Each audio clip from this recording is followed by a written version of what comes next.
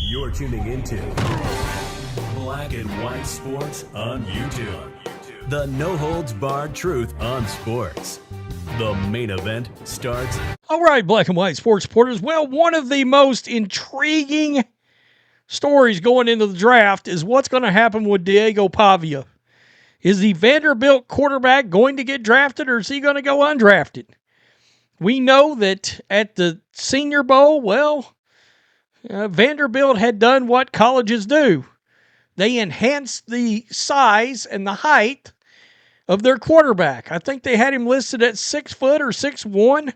He came in at 5'9" and 7/8. Not a great look. Not a great look. We know that really doesn't translate into the NFL. Even if there have been these outliers, it hasn't worked. I mean, you got two of the shortest quarterbacks in the league right now. Their teams are trying to get out from under them. Kyler Murray and Tua Tagovailoa. And Tua's probably actually like 6'1", believe it or not. Kyler Murray, short. Bryce Young, I still caution the Panthers. You better be sure before you give him that massive contract. You better be sure, just because you backed into the playoffs at 8-9 in a terrible division, that I think you don't have a shot of winning this next year. Because the Bucs and the Falcons are going to be back, and they're going to be better, I think. I definitely think the Falcons are going to be better. We'll get to Stefanski in an upcoming video. But nonetheless, Diego Pavia has had issues with everybody, of course, questioning his attitude. We saw, he said, F all the Heisman voters after he came in the second. He walked around in the club, was carrying a sign saying F Indiana. Well, look, none of that would look great if it was a long snapper or a safety or a running back. But when you're an NFL quarterback, the shit looks terrible. And what you say to the media, what you say to the public, what you say to coaches absolutely matters. Look, whether anybody likes it or not, the National Football League expects you to conduct yourself like you're Fernando Mendoza, like you're Kirk Cousins, like you're Peyton Manning, like you're Tom Brady. That's what they want. That's what they're looking for. Don't believe me? Shedeur Sanders dropped to the 5th round. All right? And it was, obviously, he didn't have character issues like a Deshaun Watson, but he had concerns. People had concerns about his ego and the way he carried himself and the things he said in public and how he would articulate things and just the way he came off in coaches' meetings. We know that's what buried him. Between that and Deion saying, yeah, we don't want certain teams to draft him, Diego Pavia is in a worse position than Shedeur Sanders. Because at least Shedeur is 6'2", 220 pounds. At least he's got prototypical NFL size and some traits. Diego Pavia is, I'm shocked by these words coming out of his mouth. And Lord knows, I'm not the biggest fan of the media. You guys know that. But you cannot say these kind of things at the scouting combine and expect it not to come back and bite you in the ass later when you get to draft day. When former Vanderbilt quarterback Diego Pavia didn't win the Heisman Trophy in December, he didn't take it well.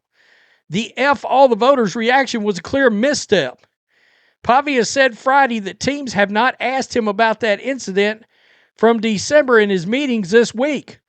Does that surprise him? ? No.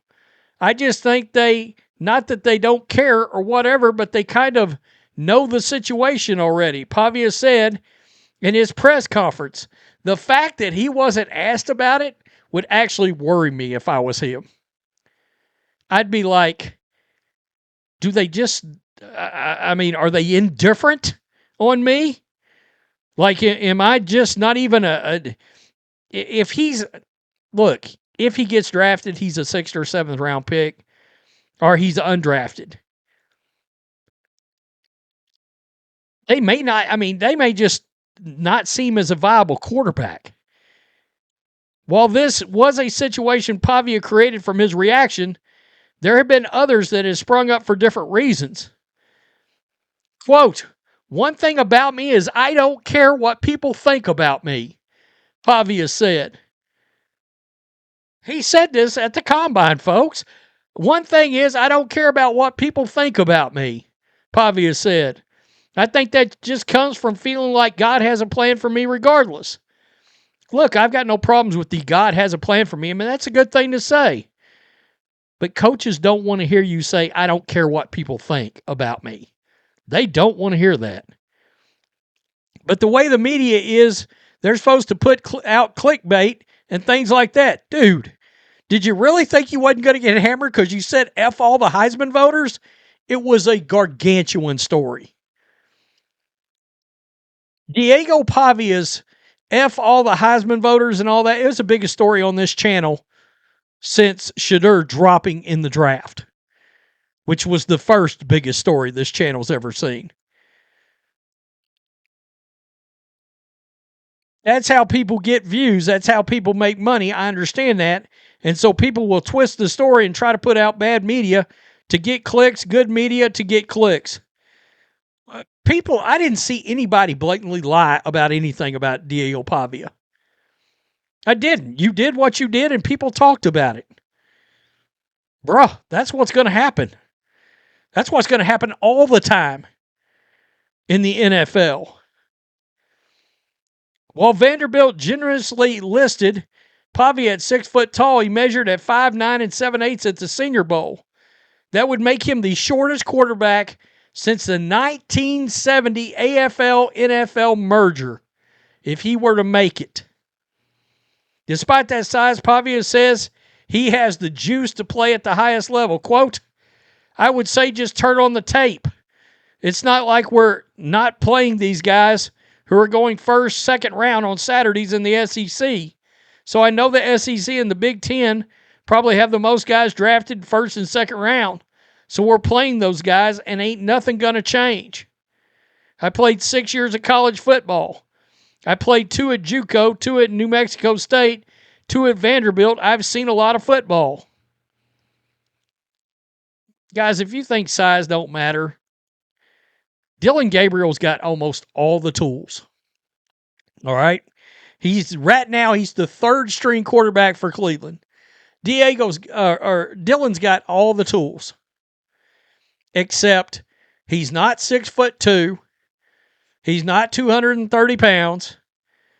And he doesn't have a very strong arm. If Dillon Gabriel had those 3 things, he would have been a top 10 pick because of everything else Dillon's got in the toolbox. But you got to have size. You got to have size. And we saw that play out. When Dillon was on the field last year, it was a whole lot of check downs and throws out to the flat. They can't see around their linemen. It's a problem. And not only that, my issue with his comments here is you're trying to rehabilitate your image, I thought. Well, don't come out and say, "I don't care what people think." Well, the NFL coaches do care. They absolutely care. It's just going to be like Shedeur when, the NFL, they didn't say anything. They waited to draft day and then passed on Shedeur for 4 rounds. That said a lot and loudly. Same thing will happen here. Same thing will happen here. Wow. I don't care what anybody thinks. Okay. Coaches do hear that and say, okay, so this SOB don't care what we think either. GMs, coaches, etc. I don't know. The problem is you're going to be a backup quarterback and the media is going to be around you all the time. Teams don't want that. They want the backup quarterback to hold the clipboard, shut the bleep up, and not be heard from nobody. And they don't want a media circus standing around him. When do you think you're getting your shot? They don't want it. They'd rather sign anybody else, Dylan Gabriel. No, but I mean, if Dylan Gabriel's traded to the Falcons, nobody in the media is talking to him after he shows up. Tell me what you think. Peace. I'm out. Till next time. Thanks for watching the show. Be sure to like, comment, and subscribe. Be sure to tune in next time on Black and White Sports.